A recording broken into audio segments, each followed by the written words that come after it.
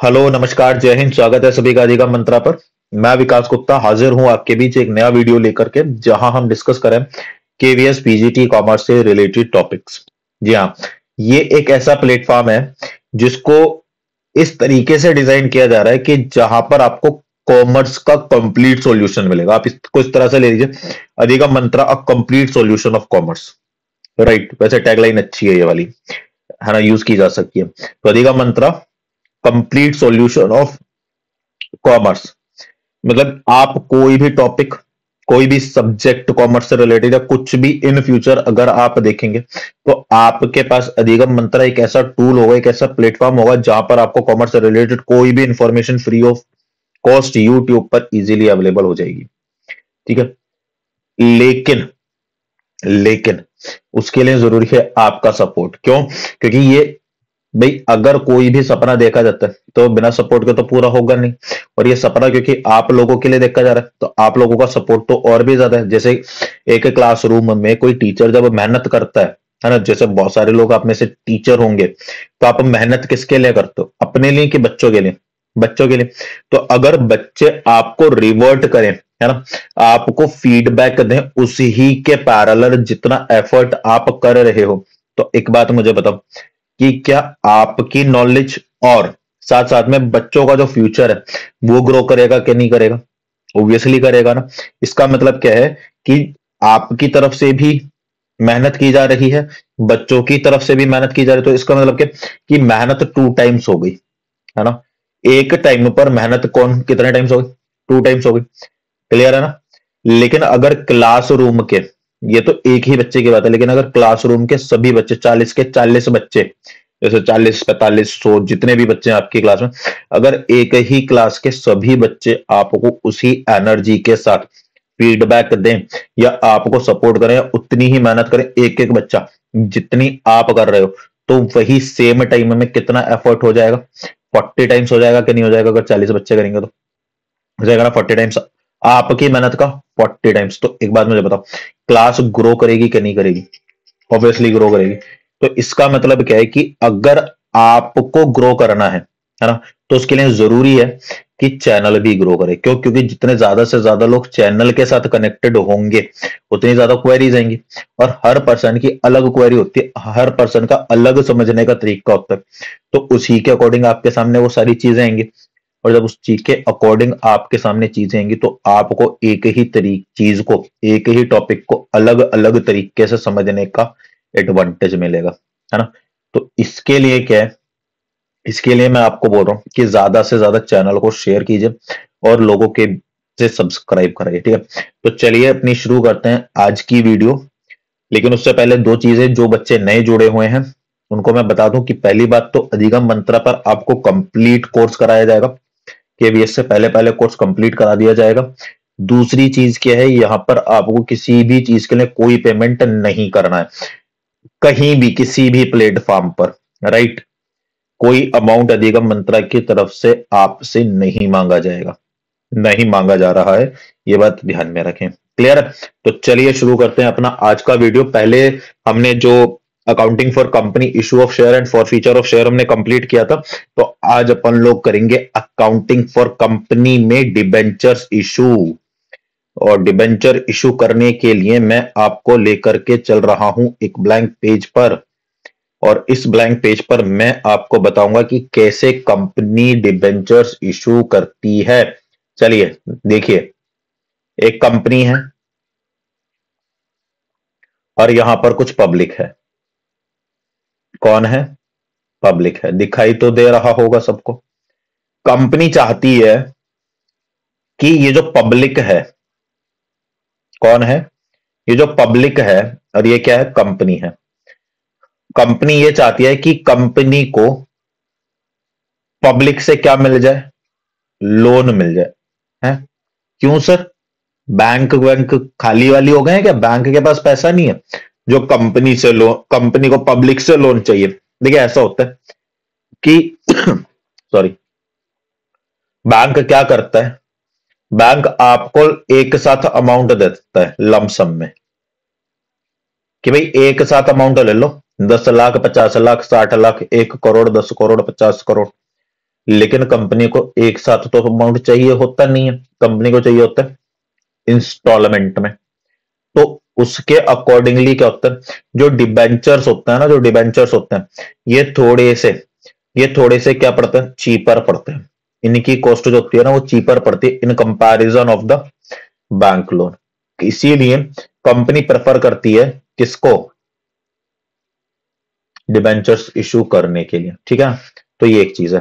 चलिए, ये हमारा टॉपिक नहीं है, डिबेंचर हमारा टॉपिक है। ठीक है, तो डिबेंचर में हमने क्या करा, कब पब्लिक से लोन चाहिए। अच्छा एक बात बताओ, मैं अगर आपसे बोलूं कि 50,000 रुपए मेरे को उधार दे दो, मैं 15 दिन बाद उधार वापस कर दूंगा, तो आप यकीन कर लोगे? नहीं करोगे, है ना? ठीक है ना, नहीं करोगे। या कोई भी व्यक्ति अगर आपसे कहे तो आप यकीन नहीं करोगे। तो कंपनी क्या करे, भाई पैसा तो लेना है।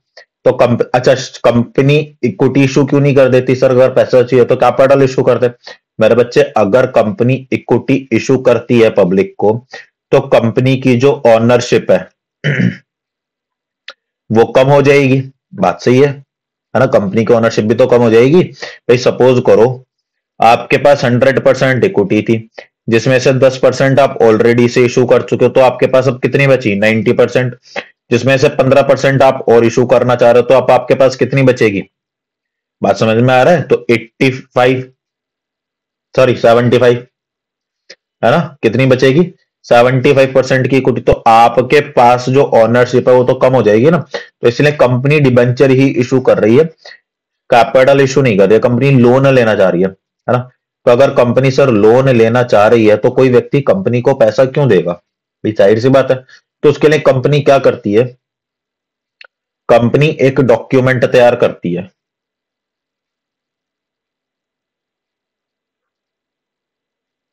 ठीक है, और इस डॉक्यूमेंट में कंपनी क्या करती है, इस डॉक्यूमेंट में कंपनी बहुत सारी चीजें लिखती है। जैसे शेयर ऑफ सर्टिफिकेट में लिखती थी ना, तो ऐसी इसमें बहुत सारी चीजें लिखती है कि हम आपको ये देंगे, ये देंगे, इतना % इंटरेस्ट दिया जाएगा। अब उन्होंने जैसे ही लिखा 15% इंटरेस्ट, और यहां पर कंपनी ने साइन मारे और अपनी कॉमन सील लगा दी, है ना? तो अब लोगों का दिमाग ठनका है, चलो 15 की जगह 25 करो।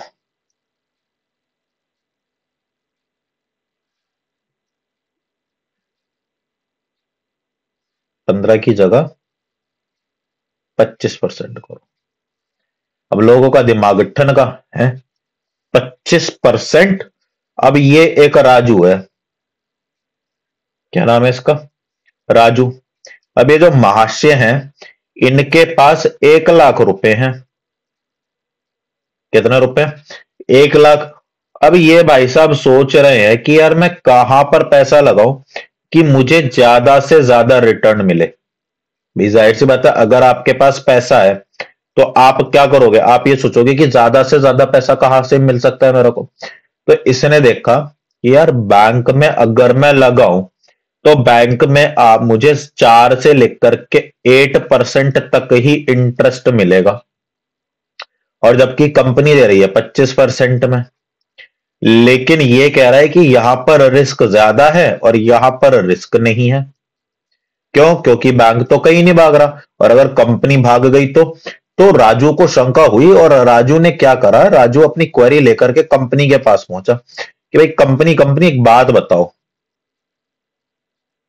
ये आ गया यहां पर राजू। तो राजू जैसी कंपनी के पास पहुंचा तो कंपनी के जो डायरेक्ट बोर्ड ऑफ डायरेक्टर्स हैं उनसे मिला, और राजू ने कहा कि भाई हम आपको पैसा दें, आप भाग गए तो क्या होगा? तो आपको यकीन नहीं है क्या? नहीं है क्या? अच्छा, को यकीन नहीं है तो हम एक काम करते हैं, आप ये इस फलाना व्यक्ति को जानते हो? जैसे सपोज करो ये कोई फर्म है, जैसे क्या कहते हैं इसको, कोई भी नाम दे दो ना इसको, है ना?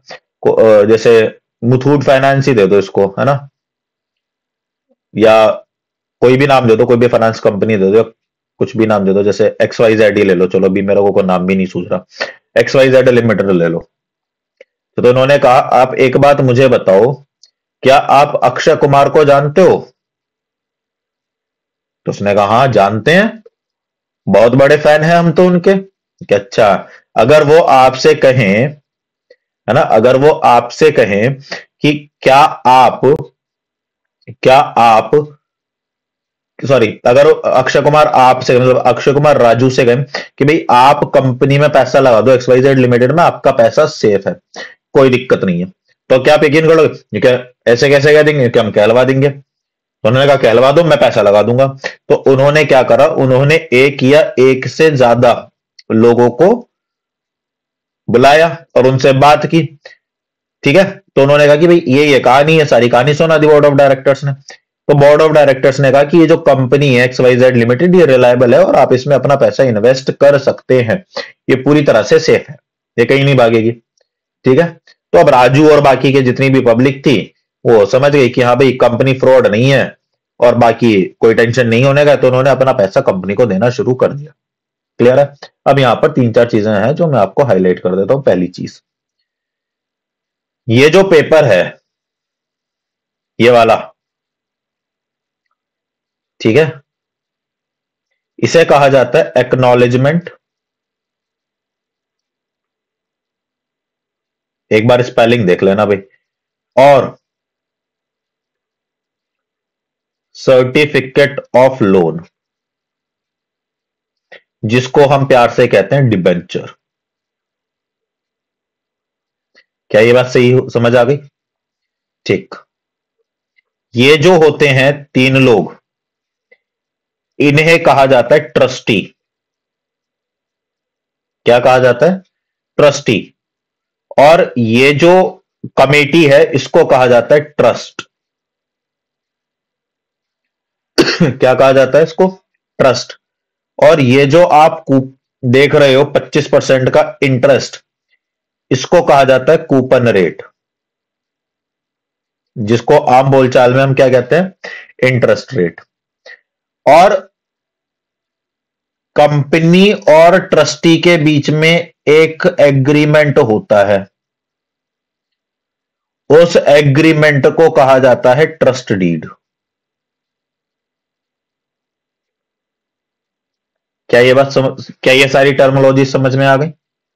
और जब ये जो पब्लिक है ये कंपनी में इन्वेस्ट करके कंपनी से डिबेंचर ले लेती है, तो ये कंपनी बन जाती है डिबेंचर होल्डर।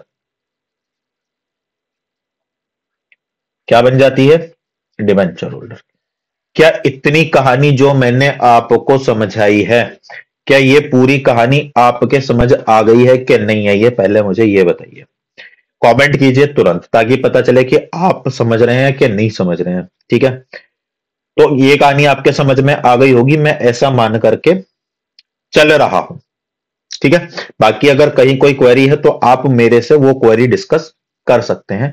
अब बेटा मैं आपको कुछ थ्योरेटिकल नॉलेज देना चाहता हूं। ये तो रही हमारी हिंदी वाली लैंग्वेज जो मैंने आपको बताया। अब यही सारी चीजें हम क्या करेंगे?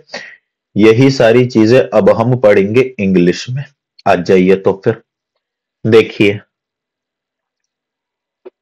सबसे पहली बात, किसमें डिफाइन किया गया है इशू ऑफ डिबेंचर को? Section 2 subsection 30। क्लियर? अच्छा, ये क्या होता है? डिबेंचर क्या होता है? डिबेंचर एक रिटन एक्नॉलेजमेंट ऑफ लोन या डेप्ट होता है, जिसपे क्या लगी होती है? कॉमन सील, कंपनी की मोहर।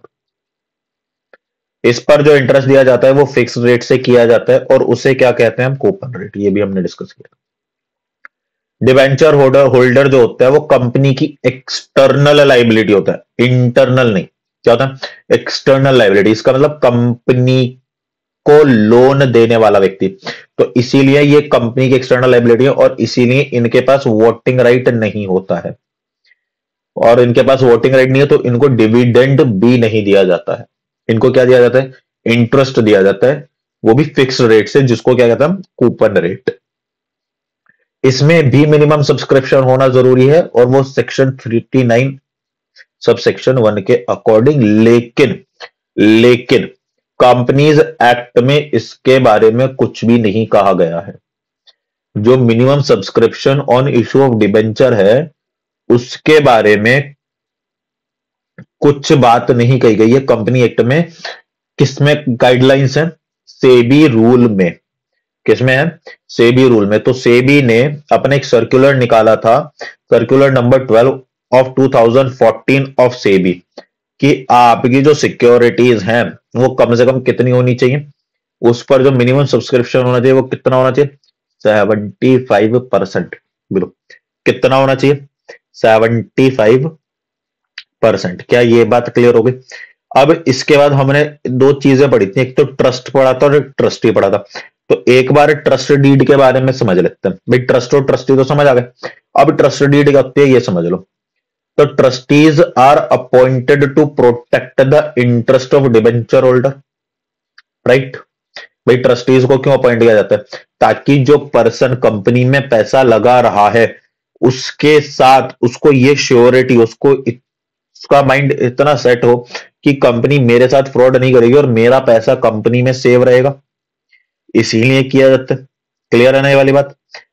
दूसरा क्या, हर कंपनी के लिए जरूरी होता है कि जब भी वो डिबेंचर्स इशू करे उससे पहले एक या एक से ज्यादा, वरना तो अलॉटमेंट करने से 60 दिन के अंदर अंदर वो अपने ट्रस्टीज को अपॉइंट कर ले, जितने भी वो ट्रस्टीज अपॉइंट करना चाहते। तो इसका मतलब क्या कि डिबेंचर इशू करने से पहले उन्हें अलॉट करने के बाद 60 दिन का समय होता है कंपनी के पास, मतलब कुल मिलाकर के लगभग लगभग 3 महीने के आसपास हो जाएगा, है ना। 14 दिन 15 दिन तो क्योंकि उसमें भी लगता है। हाँ ठीक है ना, क्लियर है। और ट्रस्ट डीड क्या होती है? एक ग्रांट होता है, मतलब उसमें क्या होता है, उसमें जो बोर्ड ऑफ डायरेक्टर्स होते हैं वो अपनी जितनी भी प्रॉपर्टी होती है, कंपनी की जितनी भी प्रॉपर्टी होती है, वो सारी की सारी किसको दे देता है? ट्रस्टीज को दे देता है। इसका मतलब क्या है कि जैसे सपोज करो कंपनी खोली, है ना, आपने कोई कंपनी खोली है, किसी ने कंपनी खोली, है ना, उसने डिबेंचर इशू कर दिए, तो उसने ट्रस्ट बनाना पड़ेगा उसको। तो जो ट्रस्ट बनाएगा, तो ट्रस्ट बनाने के साथ ही वो क्या करेगा, वो अपनी सारी प्रॉपर्टी को, फर कंपनी की सारी प्रॉपर्टी को किसको दे देगा? उसका जो चार्ज है, उसका जो चार्ज है कि भाई इसकी देखभाल अब आप करोगे। तो इसका मतलब है कि अगर इन फ्यूचर मुझे लॉस होता है, मैं फ्रॉड करके भागता भी हूं, तो मेरे पास कंपनी का कुछ नहीं होगा, तो सारा का सारा क्योंकि किसके पास चला जाएगा? ट्रस्टीज के पास चला जाएगा। और ट्रस्टीज उस पैसे से या उस प्रॉपर्टी को बेच करके जो बाकी के डिबेंचर होल्डर्स हैं उन सभी को उनका रीपेमेंट कर देंगे। क्लियर है ये वाली बात? ये एक एडिशनल इंफॉर्मेशन मैंने आपको लिखी हुई है, आपके लिए रिलेवेंट भी हो सकती है और नहीं भी हो सकती है, देख लेना। ठीक है, तो ये कुछ चीजें हैं जहां पर आपको पता होना चाहिए। अब इसके बाद दूसरी हम क्या चीज डिस्कस करने वाले हैं वो भी आपको पता होना चाहिए। दूसरी जो हम चीज डिस्कस करने वाले हैं बेटे, वो है टाइप्स ऑफ डिबेंचर। क्या है वो? Types of debenture. ठीक है, तो टाइप्स ऑफ डिबेंचर में अपन लोग लिख लेते हैं, इसको मैं पेज को शिफ्ट कर देता हूं यहां से यहां पे, और इसको मैं डिलीट कर देता हूं। ये सेलेक्ट ऑल हो जा भाई, और ये डिलीट। तो सबसे पहले हम क्या करेंगे? Types of debentures. Types of debentures, तो पहला टाइप दिख रहा है ये वाला? हाँ चलो, दिख रहा है, बहुत बढ़िया, बहुत सुंदर, ये हो गया। ठीक, सब सेट है, कोई टेंशन नहीं है। चलिए, सबसे पहले हम बात करेंगे सिक्योरिटी के बेसिस पर, बस ध्यान से सुनते रहना। On the basis of security. बेटा सिक्योरिटी के बेसिस पर डिवेंचर दो तरह के होते हैं, एक तो सिक्योर्ड और एक होते हैं अनसिक्योर्ड। अब सिक्योर्ड और अनसिक्योर्ड की कहानी यह है कि जैसे कंपनी है, और ये राजू है। तो राजू ने क्या किया, राजू इस कंपनी को 1 लाख रुपए देना चाह रहा है, लेकिन राजू यकीन नहीं कर पा रहा है। मैंने कहा ना राजू शक्की है थोड़ा सा, वो नहीं कर पा रहा है यकीन कि भाई देखिए मेहनत की कमाई है, अगर इधर उधर हो गई, खो खा गई, कंपनी डूब गई, कहां से पैसा आएगा। राजू ने तो बड़ी मेहनत से पैसा कमाया है। तो राजू कह रहा है, तो कंपनी ने ट्रस्ट भी बना दिया। फिर भी राजू कह रहा है कि साहब मुझे यकीन नहीं है, आप एक काम कीजिए, आप मेरे से 1 लाख रुपए ले लीजिए, लेकिन मुझे इसके बदले कुछ प्रॉपर्टी चाहिए। अब कंपनी सोच रही है भाई प्रॉपर्टी कैसे दे दे इसको। तो उसने कहा देख लो अब आप, कि अगर आपको पैसा चाहिए तो आपको प्रॉपर्टी देनी पड़ेगी। अब कंपनी को लोन भी लेना है, भाई पैसा तो चाहिए कंपनी को। तो कंपनी क्या करती है, कंपनी इसके बदले जो हमारे राजू भाई साहब हैं उनको एक सिक्योरिटी दे देती है। इसका मतलब क्या है, कोई भी जो एसेट होती है उसकी, उसको मॉर्गेज पर रख देती है। स्पेलिंग देख लेना, देखो देखो स्पेलिंग चेक कर लेना बस मेरे साथ, है ना। गिरवी रख देना, है ना। तो वो क्या करती है, वो एसेट गिरवी रख देगी राजू के पास। अब अगर कंपनी के पास पैसा हुआ, भाई कंपनी ने कहा भाई राजू 5 साल बाद मेरे से पैसा ले लेना। कितने साल बाद, 5 साल बाद। तो अगर कंपनी के पास पैसा हुआ ठीक है, वरना राजू इस संपत्ति को बेचेगा और अपनी रिकवरी कर लेगा। तो इसे कहते हैं सिक्योर्ड लोन। और अनसिक्योर्ड तो अब आप समझ ही गए होंगे, जिसके बदले कंपनी कोई सिक्योरिटी प्रोवाइड नहीं कराती है ना, कोई सिक्योरिटी प्रोवाइड नहीं कराती है। तो कंपनी है ना, और ये राजू भाई साहब हैं। तो कंपनी कह रही है कि भाई राजू पैसा देना है दो, नहीं देना है मत दो। अब राजू सोच रहा है यार ट्रस्टी तो आ गए हैं, है ना, और बाकी कंपनी भी ठीक ठाक लगी ही रही है। और यार एक बात भी तो देखो, 25% का भी तो इंटरेस्ट मिल रहा है। तो राजू तो कह रहा है कि देखो सिक्योरिटी तो चाहिए। तो कंपनी ने कहा हम सिक्योरिटी नहीं देंगे। तो राजू ने कहा चल ठीक है चलो आप सिक्योरिटी मत दो। राजू ने 1 लाख रुपए कंपनी को दे दी। तो ये जो कंपनी ने रिसीव किया है अमाउंट, तो ये कहलाता है हमारा अनसिक्योर्ड डिबेंचर। मतलब अगर कंपनी को लॉस होता है या कंपनी का पैसा डूब जाता है, कंपनी कंगाल हो जाती है, तो फिर राजू का पैसा भी डूब जाएगा। क्या कर सकते हैं, समझ रहे हो। क्लियर हो गई कहानी ये वाली, सिक्योर्ड और अनसिक्योर्ड वाली। अब इसके बाद हम बात करते हैं रिडम्पशन के बेसिस पर। किसके बेसिस पर, रिडम्पशन के बेसिस पर। तो दूसरा, on the basis of redemption. अच्छा, on the basis of redemption में सॉरी, दो तरह के होते हैं। एक होते हैं रिडीमेबल, एक होते हैं नॉन रिडीमेबल।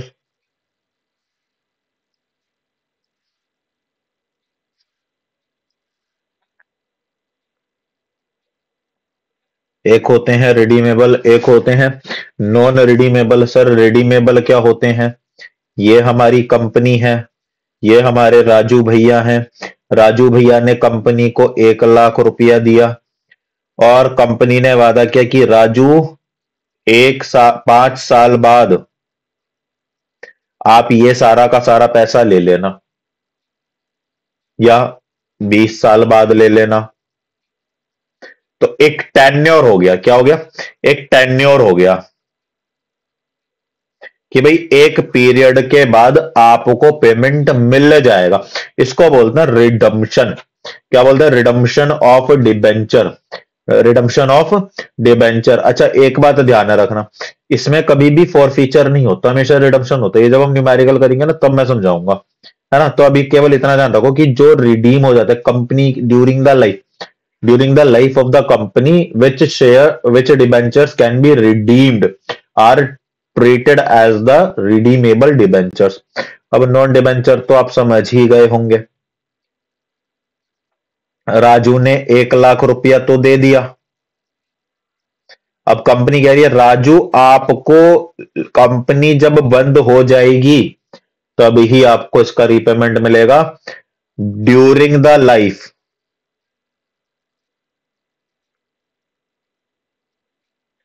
आपको कोई पेमेंट रिसीव नहीं होगा। Very good. तो जिन जो जो रिडीम हो रहे हैं वो रिडम्पशन है, जो रिडीम नहीं हो रहे हैं वो इरेडीमेबल है। इसके बाद तीसरा केस आता है on the basis of convertibility. On the basis of convertibility है ना। चलिए तो कन्वर्टेबिलिटी के बेसिस पर पढ़ लेते हैं। On the basis of convertibility, सही लिखी है, वेरी गुड, बहुत बढ़िया, शाबाश विकास गुप्ता। ए और बी, तो पहले क्या हो गए, कन्वर्टेबल हो गए, और दूसरे कैसे हो गए, नॉन कन्वर्टेबल हो गए, है ना, नॉन कन्वर्टेबल हो गए। ठीक है, पहले क्या हो गए, कन्वर्टेबल हो गए, दूसरे वाले क्या हो गए, नॉन कन्वर्टेबल हो गए। तो जो कन्वर्टेबल होते हैं उन्हें हम क्या कर सकते हैं, जैसे कंपनी है और ये हमारे कौन है, राजू भैया है। तो को राजू भैया ने कितने रुपए दिए, 1 लाख रुपए। कंपनी ने राजू भैया को दिए 1,000, 25%, 1,000 डिबेंचर्स ऑफ ₹100 ईच, ये कंपनी ने राजू भैया को दिए। तो ये जो 25% के 1,000 डिबेंचर्स हैं, तो राजू भैया इन्हें क्या कर सकते हैं, इन्हें कन्वर्ट करा सकते हैं शेयर्स में, और कन्वर्ट करा सकते हैं इन्हें न्यू डिबेंचर्स में।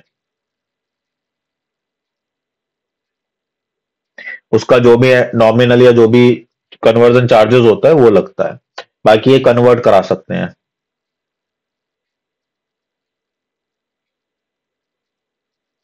अच्छा, this facility is not allowed. बहुत सिंपल कहानी है, क्लियर है। चलिए साहब आगे आते हैं।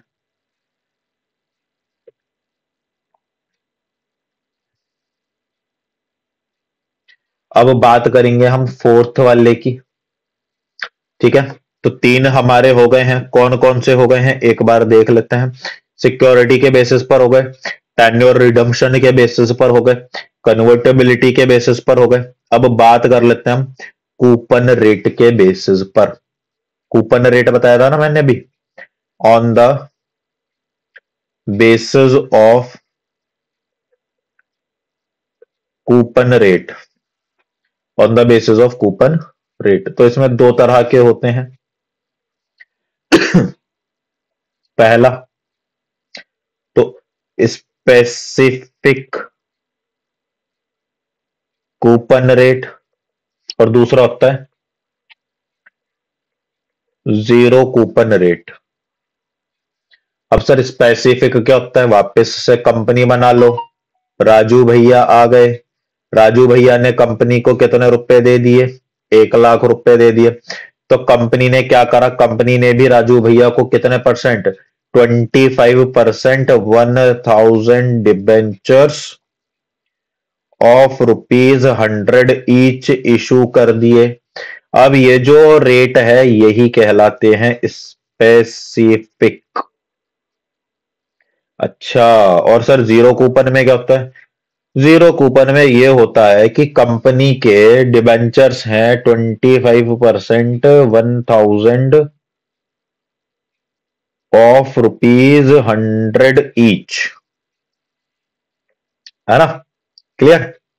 अब कंपनी ने कहा कि भाई राजू हमें पैसा दोगे क्या, तो राजू ने कहा बिल्कुल देंगे साहब। तो कितना चाहिए, तो कंपनी ने कहा आप एक काम करो, हमारा जो डिबेंचर है वो ₹100 का है, कि ठीक है साहब, और उस पर 25% का क्या लगेगा, कूपन रेट है, तो हम आपको कूपन रेट तो देंगे नहीं। तो राजू ने कहा फिर मुझे क्या फायदा होगा कि आप एक काम करो, आप इन 100 रुपए के बदले, है ना, इन 100 रुपए के बदले आप हमें 60 रुपए दे दो। मतलब ये कि 1000 multiply by 60, that is equal to 60,000। तो आप हमें 1 लाख रुपए मत दो, आप हमें कितने दे दो, 60,000 रुपए दे दो। तो राजू ने कहा फिर उसके बदले मुझे क्या मिलेगा, तो कंपनी कहेगी कि भाई 5 साल के बाद आपको 1 लाख रुपया वापस कर दिया जाएगा। इसका मतलब कितने का फायदा हो गया, 40,000 का राजू को क्या हो गया, फायदा हो गया। तो इन्हीं को कहा जाता है जीरो कूपन बॉन्ड भी कहा जाता है इनको। क्या कहा जाता है इनको, बॉन्ड भी कहा जाता है, जीरो कूपन बॉन्ड। क्लियर है, क्लियर हो गया कूपन रेट के बेसिस पर। अब इसके बाद हम बात करते हैं राजू की ही, एक तो रजिस्ट्रेशन के बेसिस पर, तो ये कौन सा पॉइंट था तो देख लूं, फोर्थ हो गया। तो फिफ्थ पॉइंट है हमारा on the basis of registration. हाँ सही है, रजिस्ट्रेशन। एक तो होते हैं रजिस्टर्ड, एक होते हैं बियरर। सर ये बियरर क्या होते हैं ये बता दो आप पहले तो बताएंगे, आराम से रुको जरा, भागा दौड़ी क्यों कर रहे हो, थक जाओगे। कंपनी राजू 1 लाख रुपए दे दिए, तो कंपनी क्या करेगी, कंपनी एक एक्नॉलेजमेंट देगी राजू को कि हाँ सर। तो इसमें कंपनी क्या करेगी, कंपनी राजू का नाम लिख देगी। ओके, इसका मतलब ये एक्नॉलेजमेंट जो है, ये जो डिबेंचर है, इसका जो रीपेमेंट किया जाएगा वो कैसे किया जाएगा, नाम देख करके।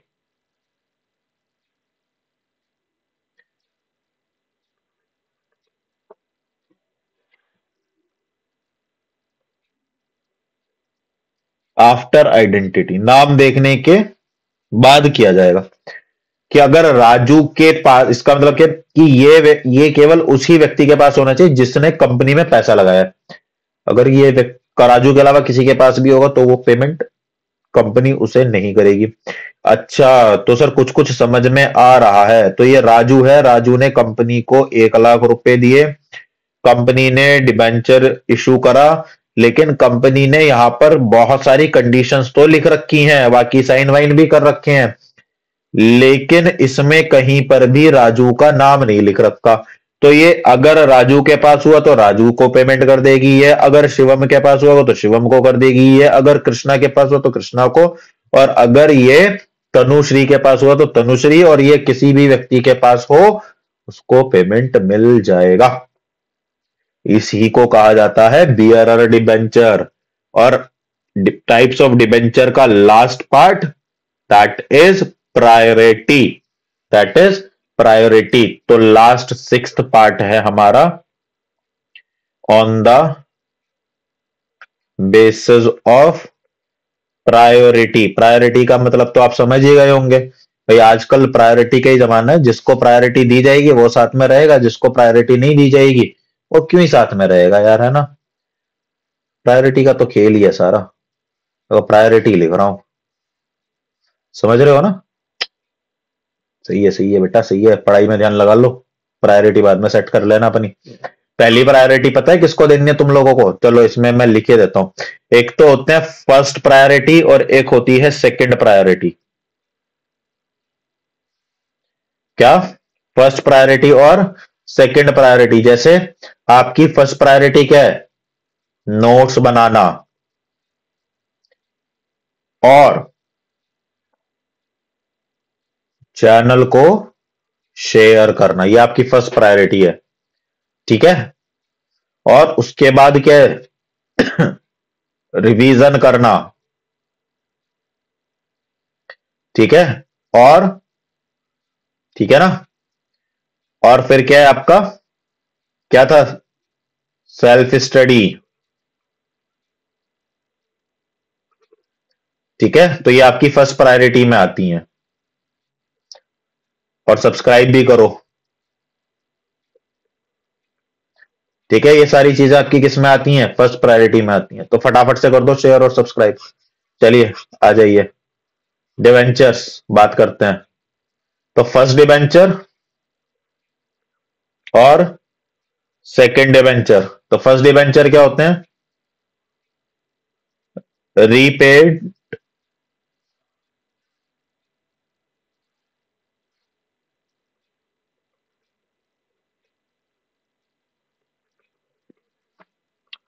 और रीपेड आफ्टर